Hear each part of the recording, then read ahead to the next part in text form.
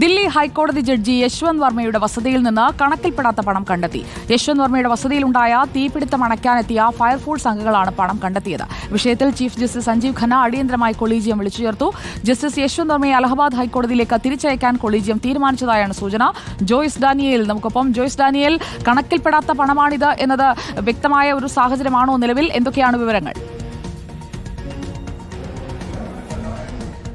സുജി, അങ്ങനെ തന്നെയാണ്. ഈ ദില്ലി ഹൈക്കോടതി ജഡ്ജിയായിരുന്ന യശ്വന്ത് വർമ്മയുടെ ഔദ്യോഗിക വസതിയിലാണ് ഒരു തീപിടുത്തം ഉണ്ടാകുന്നത്. ഇതിനെ തുടർന്ന് ഫയർഫോഴ്സ് ഉദ്യോഗസ്ഥർ അവിടെ എത്തുകയും തീ അണയ്ക്കുകയും ചെയ്യുന്ന സമയത്താണ് ഒരു മുറി നിറയെ നോട്ടുകെട്ടുകൾ കണ്ടെത്തുന്നത്. കോടിക്കണക്കിന് രൂപയുണ്ട് എന്ന് മനസ്സിലായതോടെ തന്നെ ഫയർഫോഴ്സ് ഉദ്യോഗസ്ഥർ പിന്നീട് ഉന്നത ഉദ്യോഗസ്ഥരെ വിവരം അറിയിക്കുകയാണ്. അതിനെ തുടർന്നാണ് കേന്ദ്ര സർക്കാരിലേക്ക് വിവരം എത്തുന്നു. തുടർന്ന് കേന്ദ്ര സർക്കാർ സുപ്രീം കോടതിയെ കാര്യങ്ങൾ ധരിപ്പിക്കുകയായിരുന്നു. തുടർന്നാണ് സുപ്രീം കോടതിയുടെ ചീഫ് ജസ്റ്റിസ് സഞ്ജീവ് ഖന്ന അടിയന്തരമായി സുപ്രീം കോടതി കൊളീജിയം വിളിച്ചു ചേർക്കുകയായിരുന്നു.